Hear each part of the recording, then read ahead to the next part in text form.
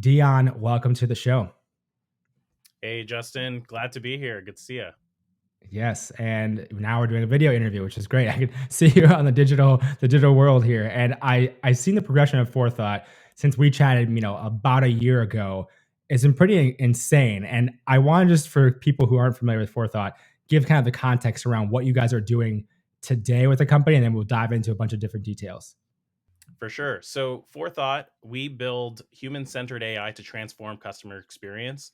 So, we built an AI platform that can integrate with existing help center technology and then help customers solve their problems. We also use AI to triage and route the remaining issues to the right agents, and then we also provide AI-powered tools to help assist those agents with resolving issues. So, kind of think about us as the full stack intelligence platform for customer service and customer experience.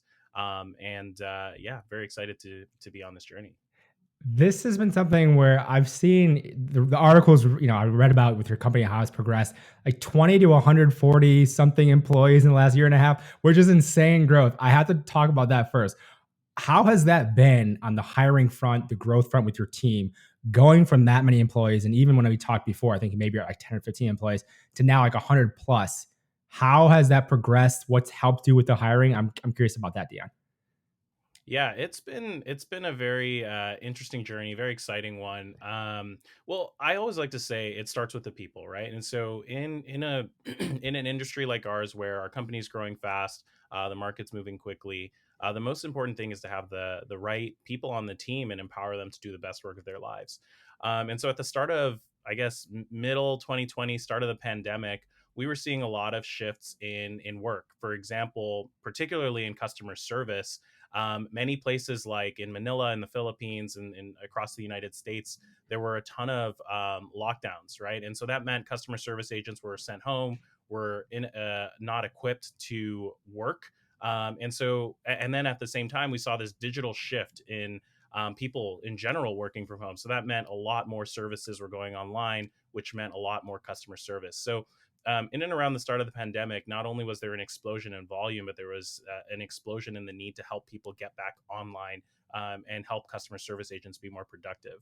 And so, with that, we saw a lot more of an uptick in our business and in our need to kind of help people work through the pandemic. And so we continued to grow. We scaled our team pretty rapidly, as you mentioned, from about 24 thinkers at the beginning of 2020 to 140, 145 forethinkers now. And it's been crazy in many ways. It takes a lot of focus, a lot of discipline, and a lot of things break. Right? It's always important to, like, when you're 20 people, you can kind of lean over and talk to people about what's going on, share the culture, share the vision. And when you're online, scaling remotely to 140 people, it starts to become more about how do you communicate well, how do you embed those cultural rituals into the culture, into the community, and it's not an easy task. With that too, you mentioned, I think, in one of the articles you wrote about it with your Series C, $65 million Series C, about how you have like 4 different hubs now. I want to know more about how, and at your team at Forethought, you're thinking through the hybrid model versus in person versus fully digital. Because I've talked to a lot of different entrepreneurs who have kind of the full spectrum of options they're exploring. For you, take me through how you thought through that at Forethought in terms of how you wanted to structure that. Yeah, we've been through a couple different iterations of this. So first, I'll start by saying that our team is incredibly diverse and relatively distributed. So, beginning of the pandemic, we had about 24 thinkers, all of which were in San Francisco Bay Area. Since then, we scaled out our team. We actually launched our second hub in Lehi, Utah. And then over the course of the last year and a half, we also launched two smaller hubs in Austin, Texas, and Toronto in Canada. And the reasons for that is basically access to talent and thinking about where the best people in the world are. They're not just concentrated in one locale; they're everywhere. For example, I went to school in the Toronto area at University of Waterloo, and so we were able to tap into our engineering network there for recruiting. Lehi, Utah, we saw there's a very strong community there around sales, around go to market talent, and things like that. And so we were able to tap into these different industries. And so now today, what we have is this what we call hybrid and hubs model. So we will have our hubs, so San Francisco, Lehigh, Austin, Toronto, and we'll probably scale over the next year, probably grow out one more. But then at the same time, with the change in how people work, we actually made the active decision of, well, we are going to have these hubs and we're going to use them in a way to invest in community. But at the same time, we don't, quote unquote, care how you get your work done. We have a culture of accountability and impact here at Forethought in terms of set the goals, trust people to do the best work of their lives and get it done. And so we started to create these hubs, but then allowing people to be flexible about whether they came into the office every day, whether they were working from home. And then the hub started to kind of organically grow and that be the center places of community. While at the same time, we now have people across the United States. We have folks in New York, we have folks in Pennsylvania, a lot of folks remote. But then when we have events like our company kickoffs and stuff like that, bringing people together, at least, I guess pre Omicron days, but things like that. With that too, I wanted to dive a little bit deeper. So with those hubs, I mean, what is it? Just having a physical space in each of those locations? It is, and it's like, hey, it's open whenever you want to use it. Is it like renting out someone else's office? Like, there's so many ways to go about that. I'm curious as to kind of some logistics for other, founders out there who are kind of considering how they want to go about building their teams around in this kind of digital, this interesting remote world. How have you gone about that? What does it look like in terms of those hubs? Yeah, it's a bit of a mix. So in San Francisco, we have our office actually. So we had an office since before COVID, and actually during COVID, we ended up uh, finding a way to rent a bigger one at a cheap price because a lot of people were trying to get rid of their office space. So did a bit of arbitrage there. Yep. So now we have space. It's like call it a 40 or 50-person space, but that's basically going to be our office space for 100 plus people in San Francisco alone, because not everyone's going in every day, so you don't need the same one-to-one ratio for desks. So we have an actual space there that we're working in. In Lehigh, we opened up at Kiln's like a WeWork, Yep. basically. So we have this shared co-working space type thing. And then in Austin, Toronto, we're just building those out, so we're still figuring that out. But we will likely do, start with a WeWork or a Kiln or Spaces or one of those things, and then as we grow, be able to kind of move into our own office space. And I really love this idea of kind of space arbitrage, right? So again, like in our SF hub, 40 desks are going to be able to support well over 100 people just because of the statistics of how often people come in. So it's a kind of an interesting world we live in. Yeah, and to be flexible with that, to your exact point of like you don't know how many people are coming in or not, so you have the flexibility of figuring that out, especially when you're at your stage at Series C and the growth. I know you mentioned in the article you're trying to get to, I think, 250 some employees by the end of 2022, and so yeah, obviously you're trying to factor that in as you're going through the office building phase of it as well, and obviously with what Forethought is doing, the reason it's growing is it's resonating with customers, and there's a lot of enterprises that want to use this on the tangible level of what you guys are doing with this kind of human-centered AI and helping people. How is that saving people time? How is that impacting how they work? We're always thinking of future of work at Vitalize, and so I'm curious as to in their job, in their day to day, how is it impacting the people who are using, Forethought in their product? There are many stakeholders in at least the customer service, customer experience world, right? So first and foremost, the agents themselves, the people who are answering questions every single day for customers. But you can also think about the consumers themselves, right? This is people like you and me. Maybe we are buying a new product and for some reason it didn't work, and so we gotta send in a support ticket, or we have an urgent healthcare question for a loved one, and so we got to pick up the phone and call our primary care physician or something like that. Or we're at work and we have a question about healthcare benefits, and so we got to send in open up a chat with the HR or the people team, right? And so there are actually many different constituents and stakeholders when it comes to what we describe as this customer experience, right? We're all customers, we're all consumers in some way, shape, or form. So I think there's the consumers, there's the agents, and then there are the people working behind the scenes in order to make the system work. So you have your leaders in support, you have administrators, you have systems admins, and folks like that. And so when you think about all of these touch points and all these people who need information or who need access to data, Forethought is the intelligence platform for this entire kind of ecosystem, right? And so it starts with, and we kind of name our products this way: Solve, Triage, and Assist.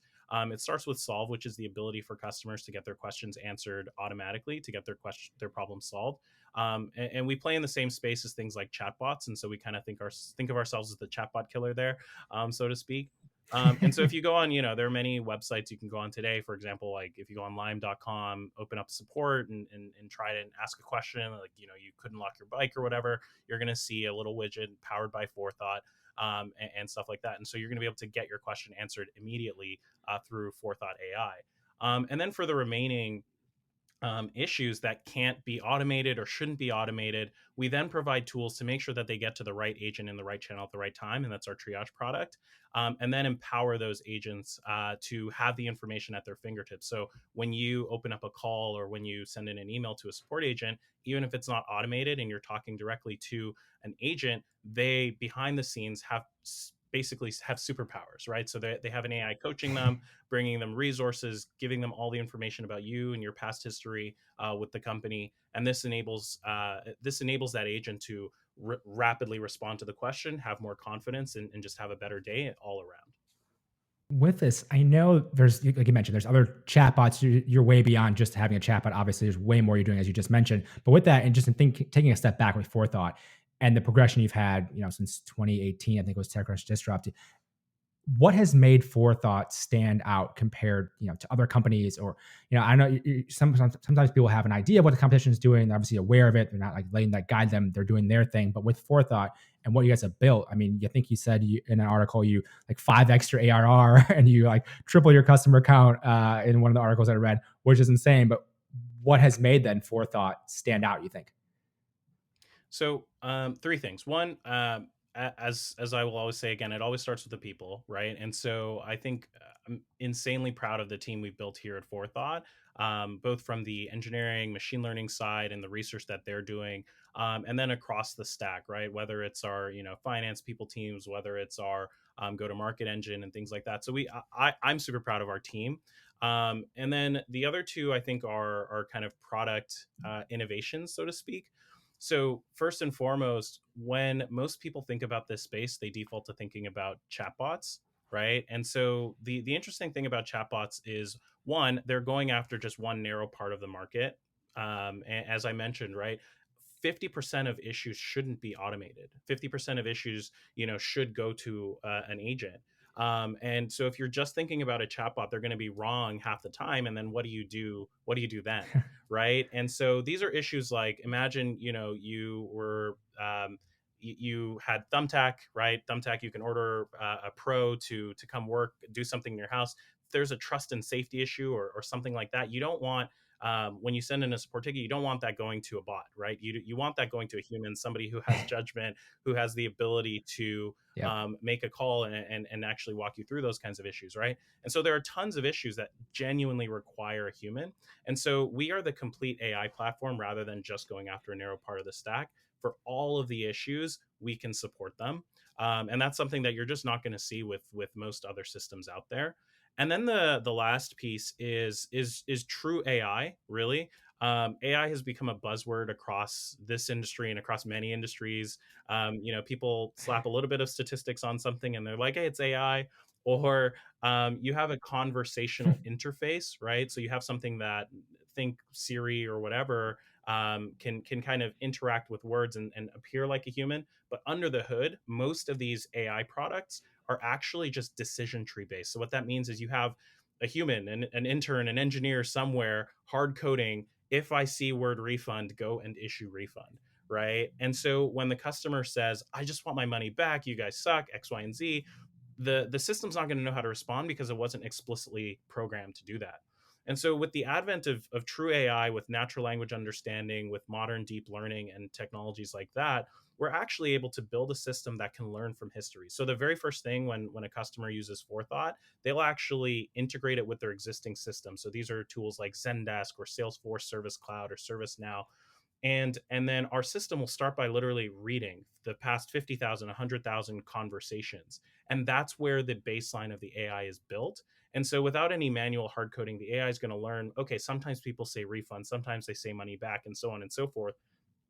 and then learn how to naturally respond to these problems. And so it's a completely different paradigm shift, not just conversational, which I think was a strong wave, but moving to actual true Yeah. AI has unlocked a ton of value for our customers and is in many ways a secret sauce here at Forethought. With that too, how has that evolution of who you're going after as customers, how's that changed? How has it evolved since, we talked even a year ago? You mentioned obviously in the early days, it's a matter of working your networks for those people who have any kind of connection in the early days when you're just getting started. But now, I mean, as you're looking at, like I said, the company who's raised $65 million in the last round, your headcount's growing like crazy, revenue, all that. Like, how are you looking at it now in terms of the customers you're going after? How you even think about who is a good fit for even where you're going now, but where you can expand into? We'd just love to hear more about your thoughts on that. Yeah. Yeah, so we tend to go after what we call our mid-market enterprise companies, SMEs, so small and medium enterprise. And that ideal customer profile has grown over time, especially because of the amount of data that we take, we read. We typically work well with companies who are hitting a scale point and starting to look to driving efficiency and driving better outcomes for their customers. And so a lot of our companies tend to be your pre-IPO unicorn or your post-IPO company. There are a bunch of companies who have recently IPO'd who are all kind of trusting Forethought. So that's something we're really excited about. So that's kind of the sweet spot for Forethought today. And so we don't necessarily go after the smallest companies in the world because they just don't have as much data or as much need for AI, but they actually can use us. They Yeah. just we don't outbound to them. They tend to come to us. And then over time, as we grow and as we continue to scale our business, we're also going to see a little bit more in kind of that upper enterprise area. We don't typically go after the largest companies of the world today, right? You think the Fortune 50, the Fortune 100s, because our sweet spot really is those forward facing kind of tech unicorn type Yep. companies who are quick to adopt the latest and greatest technology. All right. I know you read a lot, and I know obviously you have all the data and understandings and learnings from Forethought. With this kind of like human-centered AI, what are some other either applications you're thinking about or things that you just were excited for the world to build at some point in this kind of space with, how human-centered AI can help and kind of move people forward? I'm curious any thoughts you have on that, just because I know you're in this space so much and you do read so much. I'd love to hear that. Oh yeah, the sky's the limit. For us, so I my first ever job in high school was in customer service. I was stocking shelves at Shoppers Drug Mart, if anyone knows where that is, but that's the Canadian CVS, Yep. right? Answering customer calls, answering questions kind of on the floor, so to speak, and things like that. So customer service and customer experience is really near and dear to my heart, and I actually think it's going to be a massive, massive industry. It is very likely, as we're hopefully leading, the first industry to kind of be transformed radically by artificial intelligence, right? Um, but then I like to think about all of the other applications. Probably the best company, the best analogy for this is like Salesforce. They became a giant, gazillion-dollar company as the system of record for sales folks when they Yeah. launched Sales Cloud. And then they launched Service Cloud for customer service reps, and that became an even bigger business. And then Commerce Cloud, Marketing Cloud, and so on and so forth. And so Salesforce's playbook was to become the system of record for every single enterprise workflow. And so when I think about this new wave of technologies, like that was basically the last generation of businesses coming to the cloud. And when I think about AI, I think there's going to be a very similar shift, right? And so starting with customer service, but then when you think about sales and IT service management and all of the different workflows in the enterprise, pretty much anywhere where humans are interacting through questions, through information, that interface can be supercharged by artificial intelligence. And so I genuinely do think that there are massive industries waiting to be adopted here. Yeah, there. I mean, if you look at the space and everything people are building, it does seem like there's a lot that could be done within using this in actual true AI as well as you mentioned with that as well. And one thing I'm just curious about because we wrote this again in one of the articles I think for the announcement said 2021 was a year that stretched me and challenged me as a CEO and as a human being more than I could have imagined. It was a lot for a lot of people, obviously going through this last year and a half plus. For you though, just as we kind of wrap things up, and you see the highs and the growth and everything with the companies, which is incredible, but also it's really hard to build companies, especially a startup, and especially to have success like the level of you've had. Like, what has helped you through the last year and a half plus, even of building Forethought, of obviously everything going on in the world? You have a couple kids as well. Like, there's just like so much in life. Like, what helps you move forward, keep progressing, get through challenges as you've kind of built and lived the last year and a half or so? I'd say it's kind of that. It's going to sound almost cliche, but the personal work, the inner work, right? So this the startup of yourself Yeah. as a CEO, and I think it's true for everyone, but for my vantage point specifically, what I mean by that is there's a ton of as the company grows, they say like bigger company, bigger problems, right? Like you know what I mean? Yep. In the sense that building a startup actually doesn't ever get any easier, right? You get better, and your team, the team around you, continues to get better, right? And so, what all that means is that continuing to uplevel myself has been the most important thing for me to be able to scale the company, right? And so, little things like getting to know what I'm good at, what I'm not good at, and then complementing that with what is my team good at and not good at, and then bringing on the best people in the world in order to kind of build that out, right? So that's been probably the biggest learning, right? And that's both from a skill set perspective and from a just a personality perspective, right? And so that's yeah, that 2021 has meant a lot of personal growth for me just in that regard. Yeah, there's so much to do with that too. I know you had mentioned in our other interview about getting an executive coach. I know like Gail at our firm at Vitalize has mentioned using a coach as well. A bunch of founders of ours use coaches to help them, and that's all about the inner work, like you said, like to scale your company. It is obviously the people around you, but that really starts from you and putting people in those places and everything with that as well to actually be able to build that. But it's been quite a run already with what you're doing at Forethought. Very excited for you. Where's the best place for people to learn more about what Forethought is doing and connect with you as well, Deon? Yeah, so to learn more about Forethought, just head over to forethought.ai. We did a really cool rebrand, I'd say last November. So our website's like just really fun. Like just go spend some time, learn about our products, learn about us. But I can also be reached at Deon@forethought.ai. You can also find me on Twitter, Instagram at Dojiboy9, DOJIBOY9. Don't ask about the handle; it's a long story, but I know from a that's different where interview. you can find me. Perfect. Deon, thank you so much for the time today. I really appreciate it. All right. Thanks, Justin. Bye.